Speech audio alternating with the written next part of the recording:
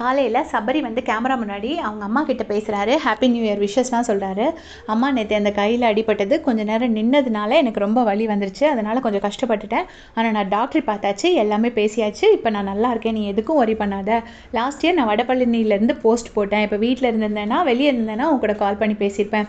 இன்னும் ஒரு 20 days தாம்மா இருந்துட்டு வந்துடுறேன் அப்படின்னு சொல்கிறாரு. எனக்கு அவர் ரொம்ப நம்பிக்கையோடு இருக்கிறதுனால அதுக்கு முன்னாடியே எவிக்டாகி போயிடுவாரோன்னு ஒரு சின்ன பயம் இருந்துக்கிட்டே இருக்குது. பட் எடுத்து ஈஸியாக எடுத்துப்பாருன்னு நினைக்கிற எதுவாக இருந்தாலும் இது கேம் தாம்மா, இதை பற்றியும் கவலைப்படாதீங்க அப்படின்னு சொல்லிட்டு அவங்க அம்மாவுக்கு நியூ இயர் விஷஸ்லாம் சொல்லி அம்மா எல்லோரும் நல்லா இருக்காங்களான்னு எல்லாம் கேட்குறாரு. கேட்டு முடிச்சோடனே அந்த பக்கம் சுபிக்ஷா வராங்க. சுபிக்ஷா வந்துட்டு இப்போ நான் நல்லா இருக்கேனோ சொல்கிறாரு. நிறைய பேர் கேட்டிருந்தீங்க கமெண்ட்ஸில் அவர் இப்போ எப்படி இருக்காருன்னு. அவரே ரொம்ப ஹாப்பியாக நான் நல்லா இருக்கேன்னு சொல்லிட்டாரு. அண்ட் கேமராவை பார்த்து மேலேருந்து கீழே வரைக்கும் க்ளீனாக என்ன இது பண்ணி காமிச்சிருங்க அப்படின்னு சொல்கிறாங்க. சொன்னோடனே கேமராவும் அப்படி மேலேருந்து கீழே வரைக்கும் ஸ்கேன் பண்ணி காமிச்சிருச்சு.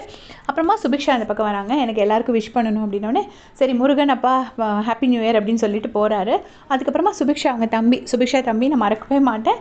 அந்த லியாண்டர் எல்லாருக்கிட்டையும் பேசுகிறாங்க. பேசிட்டு ஹாப்பி நியூ இயர் சொல்லிட்டு கிட்டே இருந்தால் நான் இப்போ காலைல விழுந்து ஆசீர்வாதம் வாங்கியிருப்பேன், வெளியில் வந்ததுக்கப்புறம் உங்கள் எல்லாருக்கும் புது ட்ரெஸ் வாங்கி தரேன், நீங்கள்லாம் வாங்கியாச்சோ என்னவோ எனக்கு தெரியாது அப்படின்னு சொல்கிறாங்க.